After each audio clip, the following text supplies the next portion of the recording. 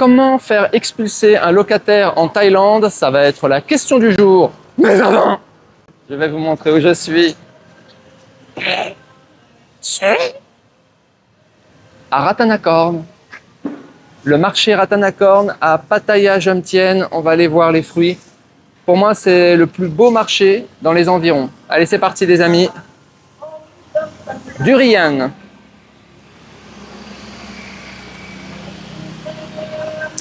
Les Chinois sont très friands du durian. Ah voilà, alors ça c'est les mangues que j'adore.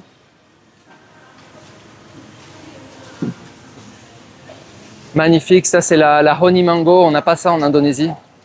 Petite merveille. Les ananas, production d'ananas absolument gigantesque ici. Des petits, des grands, il y a tous les prix. Alors on va regarder les types de mangue. Mangue numéro 1, mangue numéro 2, mangue numéro 3, mangue numéro 4, mangue numéro 5, mangue numéro... Ah non, il y en a même un 6e là. Il y a des petites mangues là. Mangue numéro 6. Ça c'est excellent. Je connais pas le nom. Ça se mange même avec la peau si c'est organique. C'est vraiment très bon. Magnifique. Des avocats. Le fruit du dragon ici que vous connaissez. Ça aussi c'est excellent. J'ai oublié le nom. Les durians encore ici. Les avocats, les bananes. Ah, c'est sûr que on va pas mourir de faim ici. La rose apple aussi. J'en avais trouvé à Tenerife aussi. Superbe. Les noix de coco qui arrivent. C'est de la folie. Je devrais faire d'ailleurs toute la vidéo sur les fruits et arrêter de vous parler de l'expulsion, puisque j'ai fait expulser non pas mon locataire qui va arriver incessamment sous peu, mais j'ai fait expulser mon voisin. Ça a pris... Ouais. Ça a pris 2 heures. Donc, je vais vous donner toute la procédure pour faire expulser un locataire en Thaïlande. Parce qu'on se demande, on se dit tous, ouais, ici il n'y a pas de squat, il n'y a pas de problème, il n'y a pas de... Pour faire expulser, c'est très facile. Mais qui a fait expulser un locataire jusqu'à aujourd'hui? On ne sait pas. Eh ben moi, j'ai fait. Alors, comment ça s'est produit? Donc, je suis rentré, je suis actuellement en fait dans mon petit appartement, mon studio à Jomtien. Et en fait, il est très silencieux, il est très calme. C'est vraiment un endroit de quiétude pour moi. J'adore cet appartement parce qu'il est justement très calme, avec une très belle vue comme ça, pas de vis-à-vis et tout. Et puis là, d'un seul coup, j'entends du bruit. Mais qu'est-ce que c'est que cette histoire? J'arrête cet accent. Ah tiens, alors ça, j'adore. Alors ça, j'en prends tous les jours après jouer au badminton. Ça, c'est des pomelos. Et donc, alors là, la fille là-bas, en fait, elle fait les pomelos toute la journée. Voilà. Elle fait ça, je vous montre. Voilà. Elle fait les pomelos avec ses petites mains. Et ça donne ça après. Des petits sachets. Il y en a d'autres. Hein. Donc là, pareil, ils font les pomelos. Voilà. Elle fait les pomelos. Ça, c'est un métier qui ne sera pas remplacé par l'intelligence artificielle. C'est vrai. Donc, normalement, alors ça vaut combien? 1 kilo, ça vaut 2 €. Et elle l'épluche bien, etc. Dans des conditions d'hygiène suffisantes pour que je n'ai pas besoin de le laver. Alors, je vais vous montrer un fruit assez rare. Tiens, alors celui-là, il est assez rare. Il est très bon. C'est un fruit du dragon jaune. Vous voyez le fruit du dragon, vous avez le rose et vous avez le jaune. Et le rose, il peut être blanc à l'intérieur ou il peut être rose à l'intérieur, violet. Voilà. Alors normalement, le jaune vaut beaucoup plus cher, mais en fait là, je vois qu'il vaut pas forcément, il vaut juste un petit peu plus cher. Donc j'entends du bruit, de la musique, le bordel. On était quoi? Il était 23 h. L'horreur absolue. Donc je vais écouter, c'est le voisin. Je tape à la porte et là, une entité ouvre la porte. Une entité de nationalité russe, ne parlant pas un mot d'anglais. Une espèce de monstre phacochère homme avec un bidon comme ça, on aurait dit un ogre. Il m'a fait penser à celui qui m'avait déjà posé des problèmes quand j'étais dans l'avion là. L'espèce qui est une véritable puanteur, celui-là aussi. J'ai rien contre les Russes, hein, attention, hein, mais il se fait que cette personne était russe. Avec sa femme derrière, un pachyderme immonde qui vient et qui commence à lui hurler dessus parce qu'il se hurlait dessus, criait, il pleurait, plus la musique, etc. Complètement éméché. L'horreur absolue, vraiment la décadence, la déchéance de l'humanité totale. La fille qui commence à frapper devant moi. Alors j'ai en vidéo, je sais pas si je mettrai ça, mais j'ai tout enregistré en vidéo. Elle le frappe, elle lui met des beignes devant moi et elle le fait sortir carrément de l'appart. Minuit. Là, je me dis, je vais pas y arriver. Donc là, je demande au mec d'arrêter. Je mets quand même un warning, mais je me dis, je regarde un petit peu à qui j'ai affaire et je me rends compte que ça va pas. La demande simple, la demande cordiale, le fait d'être poli, respectueux, voilà, des relations humaines normales. Je me dis que ça va pas le faire du tout. Je veux dire, là, il va falloir vraiment passer dans un autre mode, un mode de brutalité totale, un mode je passe en mode destruction totale et annihilation complète. Et je me dis, là, je vais faire un warning. Il n'y aura pas deux warnings, ça va être un warning. Je vais juste attendre la confirmation qu'ils n'en ont rien à faire. Et derrière, je vais passer, je vais activer mon génie du mal, mon génie créatif, toute ma puissance cérébrale au service de l'expulsion et de l'évacuation imminente de ces facochères de voisins qui venaient d'arriver, hein. Ils venaient de débarquer en fait, hein. Ils ont été bien reçus. Vous allez voir comment se termine l'histoire. Donc, je lui dis simplement voilà, baisser le bruit. Il me dit oui, je vais baisser un petit peu. Ça reprend de plus belle. Il se fracasse, j'entends les murs exploser. Il se frappe à l'intérieur. Elle hurle, elle crie et machin. Là, je me dis aussi encore un couple, simplement un couple. Donc là, je me dis, je vais pas mendier, je vais pas quémander, je vais pas revenir toutes les heures. Non, s'il vous plaît, arrêtez de faire du bruit, arrêtez les nuisances sonores, s'il vous plaît. Je me dis, pour le temps d'un soir, je vais devenir ukrainien. Je vais embrasser le drapeau ukrainien et me lancer dans une guerre totale. Avec la différence par rapport aux Ukrainiens, c'est que moi j'avais des chances de gagner. Donc ce que je fais, alors je me dis bon, qu'est-ce que je fais? En fait, je voulais descendre au juristique. Le juristique, c'est à l'accueil en fait, c'est la gestion de l'immeuble. Mais je savais qu'ils étaient fermés. Et on pouvait les appeler. Je me dis oh, je vais les appeler. Ils parlent pas très bien anglais, tout ça. Je me dis est-ce que je descends, j'appelle la sécurité pour essayer de régler le truc. Je me dis laisse tomber man. De toute façon, ça changera rien. Il faut vraiment frapper fort. Appelle la police. Après tout, je suis résident fiscal thaïlandais, oui ou non? Je vais payer des taxes, surtout que je suis en train d'acheter un deuxième appartement dans l'immeuble. Donc je vais payer mes taxes en Thaïlande, j'ai bien le droit d'utiliser les services publics. Ok.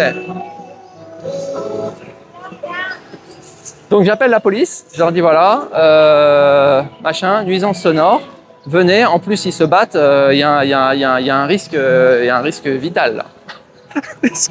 Le pronostic vital est engagé. Je ne sais pas ce qu'ils font. Il est 1h du matin. Venez parce que là, moi je veux dormir. Comprendre une chose, hein, pour ceux qui me connaissent pas. Pour moi, le sommeil c'est sacré et casser mon rythme circadien, c'est-à-dire passer une nuit blanche ou simplement me casser au moment où je suis en train de dormir. Je suis en plein dans mes rêves, etc. Et c'est toute ma créativité vient de mon sommeil. Donc, quelque part, quand tu fais ça et que tu me réveilles en pleine nuit, pour moi, déjà, en fait, il y a une compensation à payer. J'ai estimé, avant de faire cette vidéo, je me suis dit, mais combien ça vaut de casser le rythme circadien de Mark Blur Sky? Ça vaut entre 5 et 10 000 $. Donc, pour moi, déjà, ils me doivent déjà de l'argent. Tout est monétisé, de toute façon, chez moi. Tiens, voilà les petits fruits, les pomelos. Alors, ils mélangent parfois, regardez. voyez, ils mélangent du blanc, du rouge, du rose. C'est absolument magnifique. Et combien ça vaut hein 50, 100, c'est 2,50 €. C'est vraiment énorme. Tiens, on va filmer la fille parce qu'elle est jolie aussi. Donc,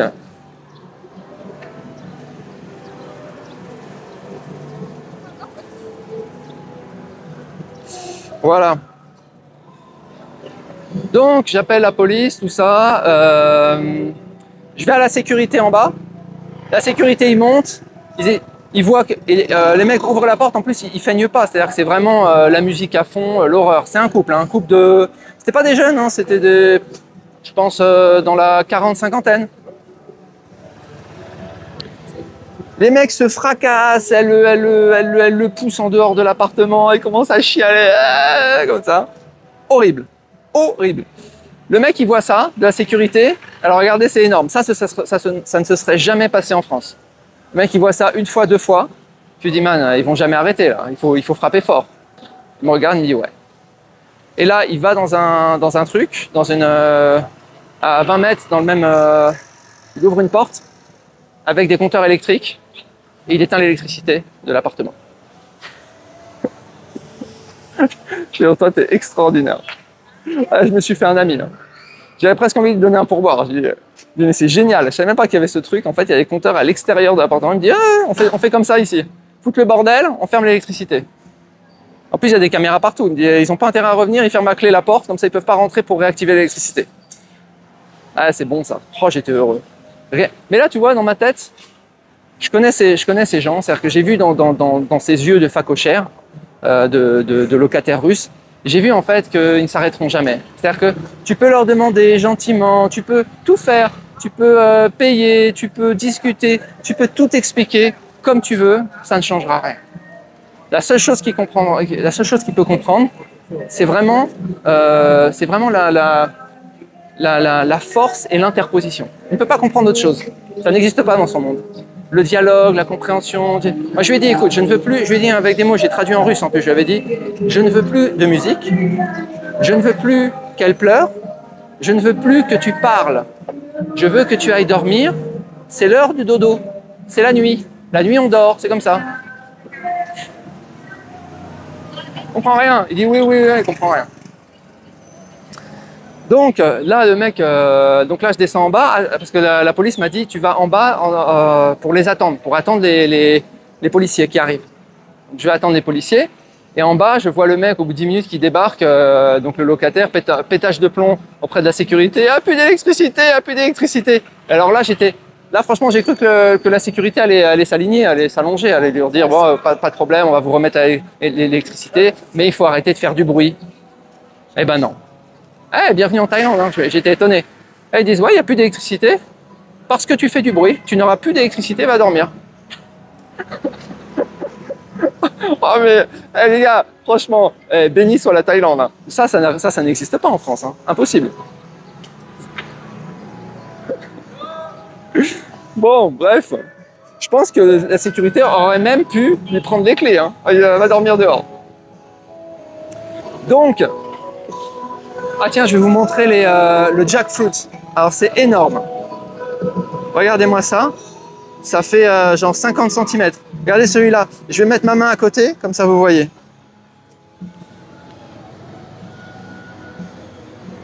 Et alors là, il y en a des encore plus gros. C'est incroyable. Regardez, je vais mettre ma main à côté.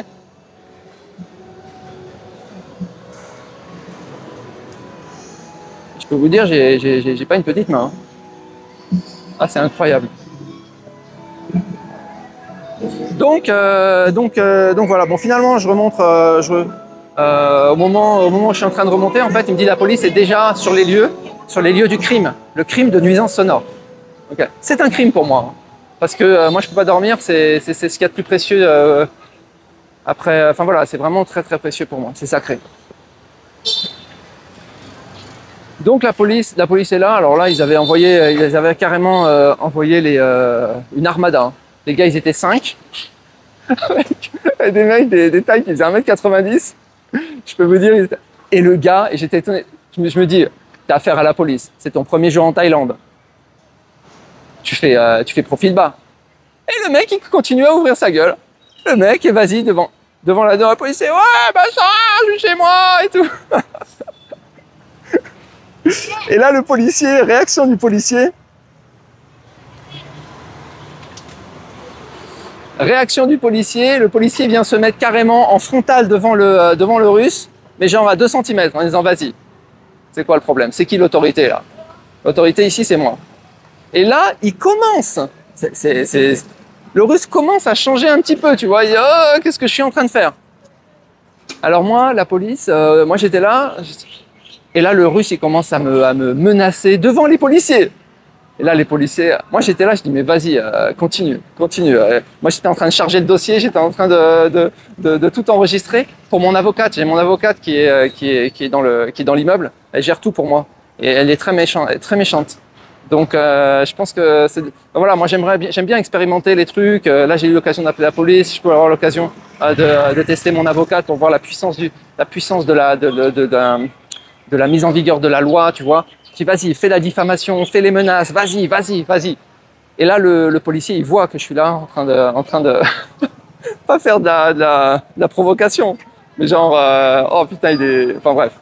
Et là, le policier me dit, vas-y, rentre dans ton appartement, il va péter les plombs, il va faire une bêtise. Je rentre pas, c'est refus d'obtempérer. Donc là, les policiers, là, il commence à vraiment lever le ton, il me dit, rentre dans ton appartement. Je rentre dans mon appartement, très bien. Et là, j'écoute ce qui se passe. Et là, la violence, j'entends des bruits, des crises de nerfs, des pleurs, des fracas, je ne sais pas ce qu'ils ont fait. J'ai entendu un bruit de menottes, je ne sais pas ce qui s'est passé, mais ils les ont embarqués. C'était très calme, j'ai pu finir ma nuit. Ils m'ont cassé un cycle circadien. Vous savez, dans la nuit, il y a des cycles comme ça. C'est-à-dire qu'on passe, sommeil paradoxal, etc. Ils m'ont quand même cassé un cycle. Hein. Un cycle, c'est 1 000 $. Je crois qu'il y a entre 5 et 7 cycles durant une nuit. Et ils m'ont pris un cycle. J'ai dû essayer de récupérer comme je pouvais le lendemain. J'ai récupéré en faisant une petite sieste. Voilà. Je ne sais pas combien de jours d'espérance de vie j'ai perdu. Mais bon voilà, il y a quand même un dommage. Moi, je mérite une réparation. Bref, donc j'en ai plus entendu parler de toute la nuit. Le lendemain, j'en ai plus entendu parler rien du tout. Jusqu'à aujourd'hui, j'en ai plus entendu parler rien. Disparition. Donc ils ont, pour leur premier jour en Thaïlande, je pense qu'ils ont dû dormir en prison. Et je pense qu'ils ont dû payer. Je sais pas ce qui s'est passé derrière. Donc bienvenue en Thaïlande. Pour tous les Russes qui veulent venir en Thaïlande foutre le bordel, voilà le résultat. Alors moi en fait, je pensais qu'ils allaient revenir et je pensais que c'était juste la nuit au poste. Regardez c'est juste énorme. Donc en fait, moi j'ai déroulé tout ce que j'avais à faire. Hein. Qu'est-ce que j'ai fait? Le lendemain matin, je suis allé au juristique. Je suis allé me plaindre parce que je voulais discuter avec le propriétaire. Parce que le propriétaire est responsable aussi, dans une certaine mesure, d'avoir pris des locataires aussi nuls. Donc lui, il est responsable. Donc je voulais discuter avec lui pour voir quelle compensation je pouvais avoir pour justement cette nuit de sommeil qui avait été perturbée. Donc je me suis plaint en juristique, j'ai expliqué toute la situation. Ils étaient déjà au courant parce que la sécurité les avait informés. J'ai demandé le nom du propriétaire que je n'ai pas eu, mais il a suffi en fait que je regarde dans les boîtes aux lettres qui sont ouvertes. Donc j'ai trouvé son nom, son LinkedIn, son email, un petit coup de chat GPT, vérification des lois par rapport à la nuisance sonore. J'ai envoyé ma demande d'indemnisation au propriétaire, qui est un propriétaire japonais d'ailleurs. Voilà, donc voilà, qu'est-ce qu'il reste à faire? Bah, s'ils reviennent pas, je vais peut-être pas enclencher quand même mon avocate. Mais voilà, ça s'est résolu assez rapidement. Donc, vous voyez, pour quelque chose d'assez mineur, hein, on est juste sur une nuisance sonore. On imagine ce que ça serait s'ils n'avaient pas payé leur loyer. Ça aurait été probablement encore plus brutal. Enfin, un pays qui se respecte. Enfin, un pays qui n'est pas laxiste. Enfin, un pays avec des lois qui s'exécutent. Magnifique, merveilleux. Bravo la Thaïlande. Et j'aimerais tellement en fait que la France et l'Occident prennent exemple sur ces pays qui ont tellement à nous apprendre sur le respect des lois, sur le respect de la propriété privée, le respect des propriétaires, le respect de la quiétude des logements. Je crois que c'est tellement, tellement important. Je vous souhaite une très bonne journée, je vous dis à bientôt. Ciao!